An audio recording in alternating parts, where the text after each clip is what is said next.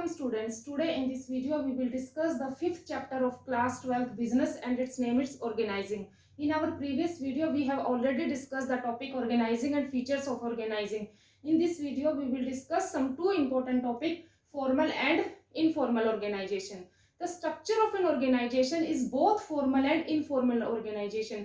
यानी organization का जो structure होता है वो formal भी होता है इनफॉर्मल भी होता है और we can establish relationship between employees in two ways first is formally क्या होता है या फॉर्मल ऑर्गेनाइजेशन क्या होता है जब जिसमें सब कुछ जो रिलेशनशिप होता है वो डेफिनेट होता है, सब कुछ प्री डिफाइंड होता है, यानी एम्प्लॉयज के बीच में जो भी रिलेशनशिप होता है वो प्री डिफाइंड होता है, responsibility authority mutual relationship is pre defined. एक ऐसा ऑर्गेनाइजेशन जो रूल्स एंड रेगुलेशंस पर बेस होता है, जो डेलिबरेटली क्रिएट किया जाता है, जो जानबूझकर क्रिएट किया जाता है, वो कौन सा ऑर्गेनाइजेशन होता है? Formal organisation. यहाँ सब कुछ रिलेशनशिप जो होता है बिल्कुल प्री डिफाइंड और डेफिनेट फॉर्म में होते हैं। हर एक बंदे को पता होता है कौन किसका सुपीरियर है, कौन किसका सबॉर्डिनेट है, किसको किसको रिपोर्ट देनी है। So it is that type of organization in which relationship is predefined और we can say the relationship between employees are definite, जहां पर सब कुछ क्लियरली डिफाइंड होता है। सिमिलरली इनफॉर्मल ऑर्गेनाइजेशन एक ऐसा ऑर्गेनाइजेशन जो जानबूझकर क्रिएट नहीं किया जाता, जिसमें रिलेशनशिप जो है प्री डिफाइंड नहीं होता, डेफिनेट नहीं होता है, वो कॉमन इंटरेस्ट से या साथ में काम करते हुए या फ्रेंडशिप से अपने आप बन जाता है, दैट इज इनफॉर्मल ऑर्गेनाइजेशन। यानी जो स्ट्रक्चर होता है ऑर्गेनाइजेशन का वो फॉर्मल और इनफॉर्मल दोनों ही होता है। Now we will discuss the features of formal organisation. First feature is it has definite interrelationship. It has definite interrelationship का मतलब क्या होता है कि जो फॉर्मल ऑर्गेनाइजेशन होता है वो डेफिनेट होता है, वो प्री डिफाइंड होता है, उसमें सब कुछ क्लियरली डिफाइंड होता है, रिलेशनशिप डिफाइंड होता है। रिलेशनशिप का मतलब क्या होता है? सुपीरियर एंड सबॉर्डिनेट्स का रिलेशनशिप डिफाइंड होता है, कौन किसका सुपीरियर है, कौन किसका सबॉर्डिनेट है, किसने किसको रिपोर्ट देना है। It is predefined in the formal organisation. So it was the first feature.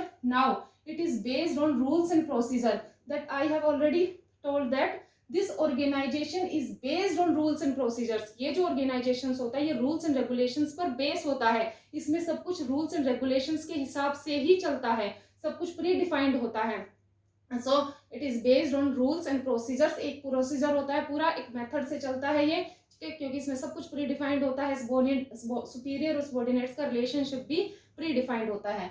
Next is it is based on division of work. ये डिवीजन ऑफ वर्क पे ही बेस होता है, फॉर्मल ऑर्गेनाइजेशन है ही इसलिए क्योंकि काम को छोटे छोटे पार्ट्स में क्या किया गया है? डिवाइड किया गया है, और हर एक बंदे को वो काम मिलता है जिसमें वो क्या होता है? स्किल्ड होता है। डिवीजन ऑफ वर्क किया जाता है, इसीलिए फॉर्मली उनको ऑर्गेनाइज कर दिया जाता है ताकि काम अच्छे से हो सके और ऑर्गेनाइजेशन के ऑब्जेक्टिव्स को हम क्या कर सके? अचीव कर सके। Next is it is deliberately created. It is deliberated created means इसको जानबूझकर बनाया जाता है, जानबूझकर क्रिएट किया जाता है, जिसमें सब कुछ डेफिनेट होता है, सब कुछ प्री डिफाइंड होता है, रूल्स एंड रेगुलेशंस पर बेस होता है, रिलेशनशिप म्यूचुअल रिलेशनशिप जो होता है सुपीरियर और सबॉर्डिनेट्स के बीच में वो प्री डेफिनेट होता है। So it is deliberated created to achieve the objectives on organisation, यानी ऑर्गेनाइजेशन के ऑब्जेक्टिव्स को अचीव करने के लिए इसको जानबूझकर क्या किया जाता है? क्रिएट किया जाता है। Next one it is more stable. ये स्टेबल होता है क्योंकि ये इम्पर्सनल होता है, इट इज इम्पर्सनल, ये किसी फीलिंग्स पे बेस नहीं होता, ये पर्सन्स की फीलिंग्स पे बेस नहीं होता, ये रूल्स एंड रेगुलेशंस पर बेस होता है। तो ये ज्यादा स्टेबल होता है, ये किसी की पर्सनल इच्छा पे या विश पे इसको चेंज नहीं किया जा सकता, बार बार रिलेशनशिप को चेंज नहीं किया जा सकता है। जो रिलेशनशिप प्री डिफाइंड है वो प्री डिफाइंड है, उसको बार बार हम चेंज नहीं कर सकते। So it is more stable. So these were the features of the formal organisation. Now we will discuss some advantages of the formal organization. The first advantage is easy to fix accountability. Easy to fix accountability क्योंकि इसमें relationship जो होता है pre defined होता है, authority pre defined होता है, हम किसी को काम करने की अथॉरिटी देते हैं, ठीक है, तो हम उसकी क्या करते हैं? रिस्पॉन्सिबिलिटी देते हैं, तो अकाउंटेबिलिटी फिक्स कर सकते हैं क्योंकि ड्यूटीज पहले से ही प्री डिफाइंड होती है, सबको सबकी ड्यूटी सौंप दी जाती है, तो हम अकाउंटेबिलिटी इजी फिक्स कर सकते हैं। एम्प्लॉयज को अगर कोई भी एम्प्लॉयज अपना काम अच्छे से नहीं करता तो हम उसको उत्तरदायी ठहरा सकते हैं उसके काम के बदले, क्योंकि वो प्री डिफाइंड था, पहले से ही फिक्स किया गया था। तो second is no overlapping of work.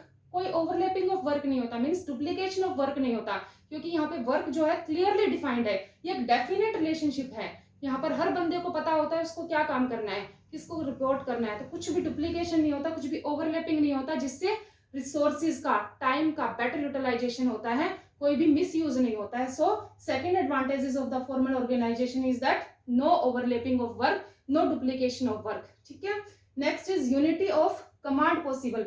Unity of command possible सिर्फ फॉर्मल ऑर्गेनाइजेशन में ही हो सकता है क्योंकि वो रूल्स एंड रेगुलेशंस पर बेस होता है. तो इसमें यूनिट ऑफ कमांड का मतलब क्या होता है, एक स्केलर चेन में सब चलता है सब कुछ. अगर ए को एफ तक कोई बात पहुंचानी है तो वो स्केलर चेन में ए पहले बी को बताएगा, बी सी को बताएगा. वो फॉर्मल ऑर्गेनाइज्ड में ही पॉसिबल होता है. तो यूनिट ऑफ कमांड जहां पर एक बंदे को एक टाइम में एक ही सुपीरियर से, एक सबॉर्डिनेट को एक ही सुपीरियर से क्या मिलता है, ऑर्डर मिलता है, जिससे वो उसको अच्छे से अचीव कर पाता है. अगर एक टाइम में उसको एक से ज्यादा से मिलेंगे तो वो किसी भी काम को अच्छे से नहीं कर पाएगा. तो यूनिट ऑफ कमांड जो होता है फॉर्मल ऑर्गेनाइजेशन का सबसे बड़ा एडवांटेजेस होता है.